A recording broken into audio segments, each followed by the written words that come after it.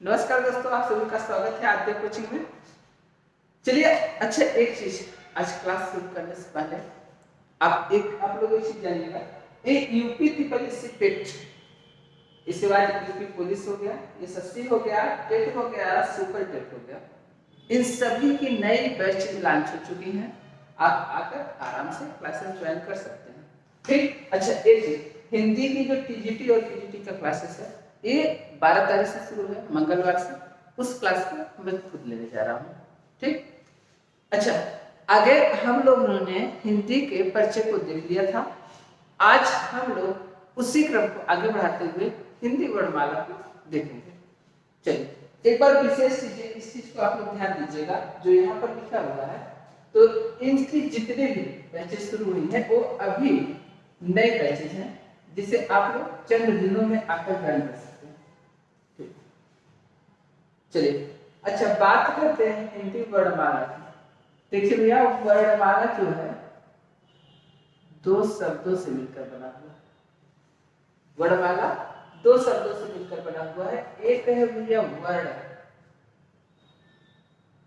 और एक है माला। अगर हम बात करते हैं वर्ण की, तो वर्ण भैया अंग्रेजी भाषा का शब्द है। किसका शब्द है? अंग्रेजी भाषा का शब्द है। और माला की बात की जाए तो माला हिंदी भाषा का शब्द है। अच्छा, अंग्रेजी भाषा का शब्द वर्ण है। वर्ण का हिंदी रूपांतरण अक्षर होता है, यानी इसका हिंदी रूपांतरण पूछा जाए तो इसका हिंदी रूपांतरण होता है अक्षर। और अ का अर्थ होता है भैया नहीं, क्षर का अर्थ होगा क्षरण, यानी जिसका क्षरण नहीं किया जा सकता है उसे हम क्या कहते हैं? अक्षर कहते हैं। यानी जिन वर्णों को तोड़कर उनसे छोटा हम नहीं कर सकते उसे हम क्या कहते हैं? अक्षर कहते हैं। अच्छा, अगर माला की बात की जाए तो माला का मतलब होता है क्रमबद्ध समूह।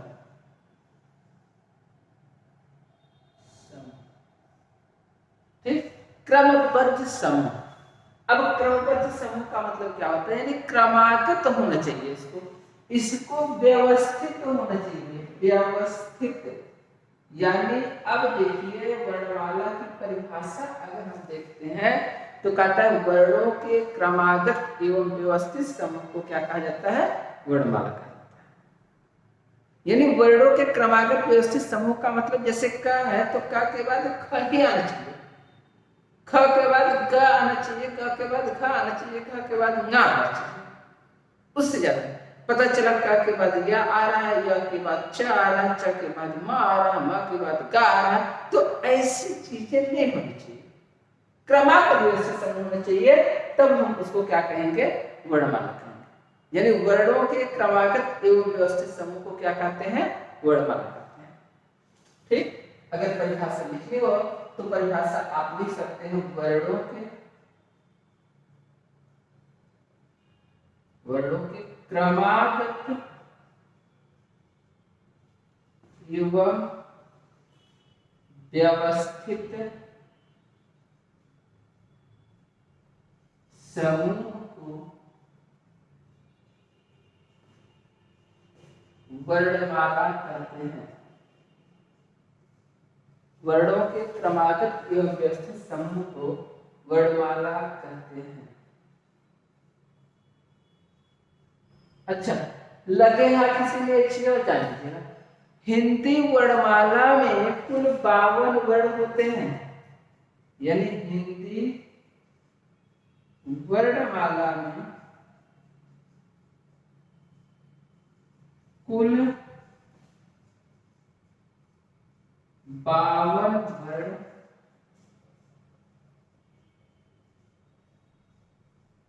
होते हैं। यानी अगर हिंदी, देखिए जितनी भी भाषाएं होती हैं सभी भाषाओं की अपनी अलग अलग वर्णमाला होती है, लेकिन अगर हिंदी भाषा की बात की जाए तो हिंदी भाषा में कुल वर्णों की संख्या कितनी होती है भैया? 52 होती है।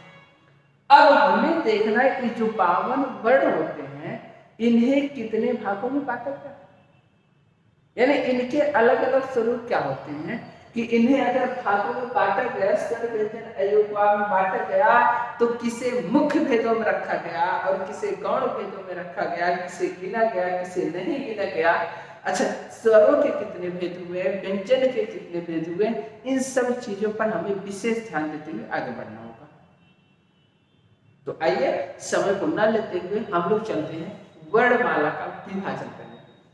ठीक, अच्छा, अगर एक बार इससे आप लोग देख चुके, एक बार इसके स्क्रीनशॉट आप लोग ले सकते हैं। ठीक, आगे चलते हैं। चलिए,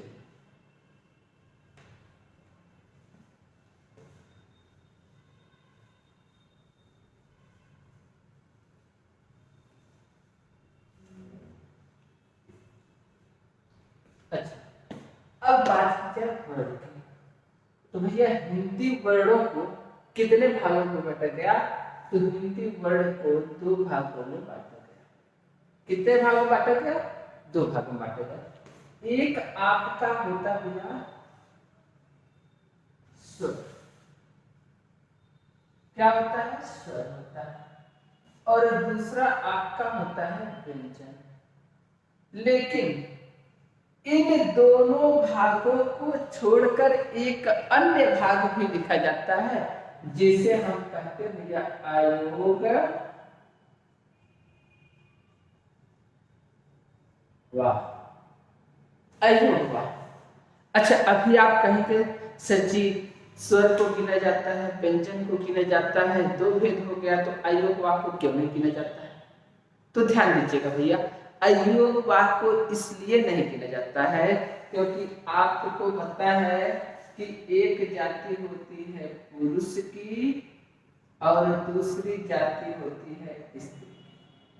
ठीक, अब ये नहीं है कि ये पुरुष है और ये स्त्री है, ऐसे कुछ मत सोचिएगा। यहाँ की बात करते हैं, एक पुरुष की जाति होती, एक स्त्री की जाति होती। सपोज आपको समझने के लिए मैं कर रहा हूं। अच्छा, इन दोनों के मध्य की एक जाति होती है जिसे आप कहते हैं किन्नर, जिसे आप क्या कहते हैं? किन्नर कहते हैं। अच्छा, जो पुरुष होता है भैया, अब पुरुष एक जाति स्त्री जाति, इन दोनों के बीच की श्रेणी जो किन्नर होता है, यह पुरुष के भी साथ रह सकता है और स्त्री के भी साथ रह सकता है, दोनों के साथ रह सकता है ना। लेकिन न तो यह पुरुष होता है न स्त्री होता है। ठीक उसी प्रकार जो अयोग वाह होता है भैया, इसका अर्थ होता है आ माने नहीं, आ का मतलब नहीं, योग का मतलब जोड़, यानी जिसका योग किसी के साथ नहीं होता, जिसका जोड़ किसी के साथ नहीं होता है, फिर भी यह क्या करता है? वाह, वहन करता है किसका? अर्थ का। फिर भी यह क्या करता है? अर्थ का वहन करता है। अर्थात अगर इसकी परिभाषा हम देखेंगे तो कहता है ऐसे वर्ण जिनका योग न तो स्वर के साथ होता है न तो व्यंजन के साथ होता है, फिर भी यह क्या करता है? स्वर और व्यंजन के अर्थ का वहन करता है, इसलिए इसके पीछे वाह शब्द लगाकर अयोग वाह कहते हैं। अभी आगे वहां तक हम लोग पहुंचेंगे तो चर्चा करेंगे। उसके पहले हम लोग पहले स्वर को देख लेते हैं, स्वर होता क्या। अच्छा, बात की जाए स्वर, स्वर का मतलब होता है भैया सुधन, यानी ऐसे वर्ड। स्वर की बात अगर हम करें तो कह सकते हैं ऐसे वर्ड, ऐसे वर्ड जिनके उच्चारण, उच्चारण माने बोलना, जिनके उच्चारण किसी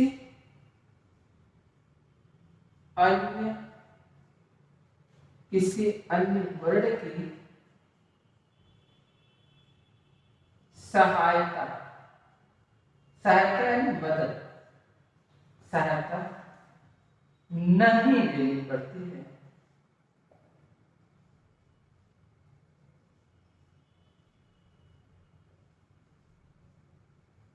ये तो व्यवहारिक परिभाषा जो आप बोलते हैं, आपकी भाषा में परिभाषा दे रहा हूं।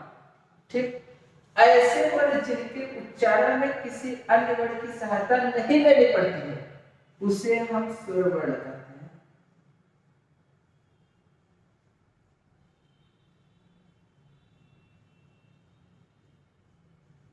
उसे हम स्वर वर्ण कहते हैं। यानी जो स्वयं से उच्चारित होता है, जिसके लिए किसी अन्य वर्ण की सहायता नहीं ली जाती है भैया, उसे हम क्या कहते हैं? स्वर वर्ण कहते हैं। अगर स्वर वर्ण की बात की जाए, स्वर के कितने भेद होते हैं भैया, यानी अगर वर्ण होता है तो इसमें वर्ण कौन कौन से होते हैं, कैसे कैसे होते हैं, तो ये चीज भी जानना जरूरी है। तो इसको जानने के लिए हम यह देखेंगे कि स्वर के कितने भेद होते हैं। अच्छा, आते हैं अगर स्वर के भेद की बात की जाती है भैया, तो स्वर के मुख्यतः 3 भेद होते हैं। एक होता है ह्रस्व, दूसरा होता है दीर्घ, और तीसरा होता है ह्रस्व, दीर्घ और प्लुत। ह्रस्व का मतलब होता है ऐसे वर्ण जिनके उच्चारण में सबसे कम श्वास की आवश्यकता पड़ती है, उसे हम ह्रस्व वर्ण कहते हैं। यानी जिन वर्णों के उच्चारण में सबसे कम श्वास की आवश्यकता पड़ती है, उसे हम ह्रस्व वर्ण कहते हैं। और ह्रस्व की अपेक्षा जिन वर्णों के उच्चारण में ज्यादा श्वास की आवश्यकता पड़ती है भैया, उसे हम क्या कहते हैं? उसे हम दीर्घ वर्ण कहते हैं। अच्छा, एक चीज और ध्यान दीजिएगा, इन दोनों वर्णों की अपेक्षा जिसमें सबसे ज्यादा श्वास की आवश्यकता पड़ती है, उसे हम क्या कहते हैं? उसे हम प्लुत वर्ण कहते हैं। यानी जिसमें सबसे ज्यादा श्वास की आवश्यकता पड़ती है, उसे हम क्या कहते हैं? प्लुत वर्ण कहते हैं। अच्छा, जैसे आप कहते हैं भैया आ के बाद आप थोड़ा सा और समय देते हैं और कहते हैं आ, और इससे ज्यादा समय देते हैं, आप कहते हैं आ। जैसे आप देखते होंगे यादव जी कान में उंगली डाले भैया, और इसके बाद बिरहा गाना शुरू आ करते हैं। तो जो आ कर रहे, काफी टाइम तक कर रहे हैं, वही आपका क्या हो गया? प्लुत स्वर हो गया। अच्छा, अगर किसी को हम दूर से बुलाते हैं तो उसके नाम का जो अंतिम स्वर होता है वह प्लुत के अंतर्गत आ जाता है, जबकि प्लुत की संख्या नहीं होती। यानी प्लुत स्वरों की संख्या नहीं होती है, जो अंतिम वर्ण उसका निकलेगा, अंतिम स्वर निकलेगा, उसी को हम क्या कहेंगे? प्लुत स्वर कहते हैं। ठीक, चलिए आगे चलते हैं। अच्छा, एक बार अगर इसके स्क्रीनशॉट आप लोग लेना चाहें तो स्क्रीनशॉट ले सकते हैं। ठीक, अच्छा, अब हम लोग ये देखने वाले हैं कि ह्रस्व स्वर की संख्या कितनी होती है, दीर्घ स्वर की संख्या कितनी होती है, और प्लुत स्वर की संख्या कितनी होती है। अगर बात की जाती है ह्रस्व स्वर की, तो ह्रस्व, देखिए परिभाषा की बात कीजिए तो परिभाषा तो मैंने आपको बता दिया।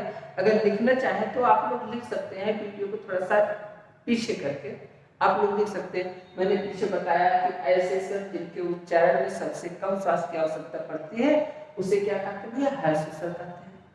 अच्छा, ह्रस्व, अगर दीर्घ की बात करेंगे तो ऐसे स्वर जिनके उच्चारण में ह्रस्व स्वर की अपेक्षा ज्यादा श्वास की आवश्यकता पड़ती है, उसे दीर्घ स्वर कहते हैं।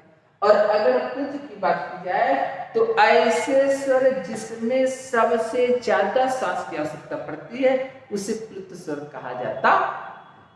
ठीक, अब प्लुत स्वर में जैसे आप क्या करते हैं? ओ मंत्र का उच्चारण करते हैं और काफी समय तक कहते हैं ओ, तो इसका उच्चारण क्या कराएगा? आप उदाहरण के लिए सभी लोग यही देते हैं। अच्छा, ध्यान दीजिएगा, इसमें आप किसी भी स्वर को लिख सकते हैं अवग्रह रूप डाल। ठीक, जैसे आप कभी देखे होंगे मानोभिषेक, संस्कृत में मिलता होगा माना धन अभिषेक मनोभिषेक। तो जो मानो नो ओ के बाद जो आता है अवग्रह आ जाता भैया। विसर्ग के बाद, विसर्ग के पहले अगर आ हो, विसर्ग के बाद भी आ हो, तो आ और विसर्ग मिलकर ओ हो जाते हैं, बाद वाले आ का अवग्रह रूप आदेश हो जाता। पढ़े होंगे आप लोग संस्कृत में और नहीं पढ़े होंगे तो आगे मैं संधि जब आप लोगों को पढ़ाऊंगा तो वहां मैं बताऊंगा आपको। हिंदी में अवग्रह का प्रयोग नहीं होता, लेकिन बताने के लिए मैं आपको बताऊंगा। तो वही क्या हो जाता है, आपका पुरुषर हो जाता है। ठीक, अच्छा आगे चलते हैं। अब बात करते हैं हर्ष स्वर की। तो हर्ष स्वर को ही कहा जाता है या मूल स्वर, और मूल स्वरों की संख्या कितनी होती है, तो 4 होती है। ठीक, अब इसमें कौन कौन सा स्वर आएगा, तो भैया अ, ई, उ और ऋ। अ, ई, उ और ऋ, ये 4 स्वर इसमें आते हैं। अच्छा, इन्हीं चारों को मूल स्वर भी कहते हैं। अच्छा, इनसे छोटा स्वर और कोई होता नहीं है। अब इन्हीं स्वरों को मिलाकर एक अगला स्वर बनेगा, यानी जो भी स्वर बने, अगला स्वर की बात क्या करें हम, अगला स्वर की बात करें, जो भी स्वर बनेंगे अब इन्हीं चारों को मिला के बनेंगे। ठीक, अब चारों को मिला के बनेंगे तो चारों में, तो अब चारों एक साथ जुड़ेंगे नहीं, 2 स्वर में, तो कौन कौन से जुड़ते हैं वो देखिए। अच्छा, अगर बात करते हैं दीर्घ स्वर, तो दीर्घ स्वरों की संख्या 7 होती है। ध्यान दीजिएगा, इन 7 को 2 भागों में बांट दिया गया। एक होता है आपका मूल दीर्घ, मूल दीर्घ, और दूसरा हो जाता है दीर्घ संयुक्त। ध्यान दीजिएगा। अच्छा, जो मूल दीर्घ होता है भैया, जो मूल दीर्घ होता है इसको क्या कहते हैं कि ऐसे, अच्छा इसकी परिभाषा देख लीजिएगा, ऐसे स्वर जो अपने समान स्वरों, जो अपने समान स्वरों से मिलकर बनते हैं, उन्हें मूल दीर्घ स्वर कहा जाता है। और अगर दीर्घ संयुक्त की बात करें तो कहते हैं ऐसे स्वर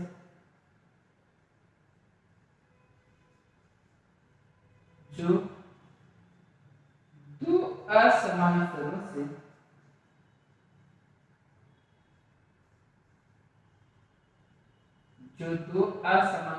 से मिलकर बनते हैं,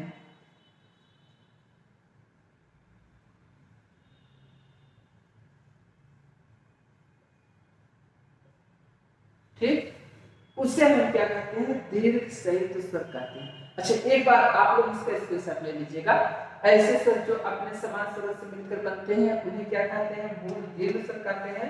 और ऐसे स्वर जो 2 असमान स्वरों से मिलकर बनते हैं उसे दीर्घ संयुक्त स्वर कहते हैं। अच्छा, ध्यान दीजिएगा, ए भी बड़े रूप को धारण करता है और ए भी बड़े रूप को धारण करता है, दोनों बड़े रूप को धारण करते हैं। ठीक, बस अंतर इतना होता है, इसमें असमान मिलते हैं और इसमें समान मिलते हैं, बस इसी चीज का अंतर होता है।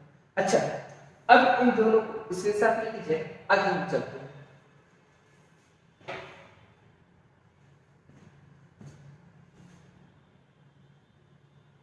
अब हम देखेंगे इसमें कौन कौन से स्वर आते हैं और कैसे कैसे। अच्छा, अगर मूल दीर्घ की बात की जाए तो इसमें 3 स्वर आते हैं भैया। अ धन अ, देखिए समान स्वरों से मिल रहा है ना, अ धन अ बराबर आ, ठीक, और होता है ई धन ई, देखिए समान स्वर मिल रहा है और मिलेगा क्या, बड़े ई बन जाएगा। अ धन अ बराबर आ, ई धन ई बराबर बड़े। अच्छा, इसी का आगे उ धन उ बराबर बड़ा। अच्छा, एक चीज ध्यान रखिएगा, जहां मैंने अ लिखा है यहाँ छोटा आ हो सकता है, बड़ा आ हो सकता है। अच्छा, यहाँ भी आ ही हो सकता है और आ भी हो सकता है। यहाँ छोटी ई हो सकती है, बड़ी ई हो सकती है, यहाँ बड़ा हो सकता है, यहाँ छोटा हो सकता है, यानी क्रम में कुछ भी आ सकता है, लेकिन होना क्या चाहिए, अपने समान स्वरों से मिलना चाहिए। अभी आज संधि पढ़ेंगे तो वहां मिलेगा ये सब चीजें। अच्छा, अब दीर्घ संयुक्त क्या कहता है, ऐसे स्वर जो अपने असमान स्वरों से मिलते हैं, यानी इनकी संख्या 4 होती। दीर्घ संयुक्त को आप केवल संयुक्त भी कर सकते हैं, ध्यान दीजिएगा। ठीक, और इसमें आता भैया a धन e बराबर a, a धन u बराबर o। और अगर a से a को मिलाएंगे तो उसका बड़ा भाई आ जाएगा a धन a बराबर i, और a धन o बराबर अब ये चीजें आपको मिलेंगी। ठीक, अच्छा, ये जो संयुक्त स्वर होते हैं इसमें देखिए ए और ओ गुण स्वर होते हैं, आई और औ वृद्धि स्वर होते हैं। इस चीज का विशेष आपने ध्यान दीजिएगा। ठीक, अच्छा, अब इसमें कहीं कोई दिक्कत तो नहीं होनी चाहिए। एक बार आप सभी लोग इसका स्क्रीनशॉट लीजिएगा, एक बार इसका स्क्रीनशॉट लीजिएगा, और आगे अगली वीडियो में चलती कल फिर अगली वीडियो आपको मिलेगी, उसमें हम लोग क्या करेंगे, व्यंजन का अभ्यास करेंगे। ठीक, यानी अगली वीडियो में, नेक्स्ट वीडियो में हम लोग व्यंजन का अभ्यास करते हैं, और वहां पर हम लोग देखते हैं कि व्यंजन कितने भाग का होता है, व्यंजन के कितने भाग होते हैं, इसके कितने भेद होते हैं, और किस भेद में कौन सा व्यंजन आता है। आज के लिए बस इतना ही। चलिए, सभी को बहुत बहुत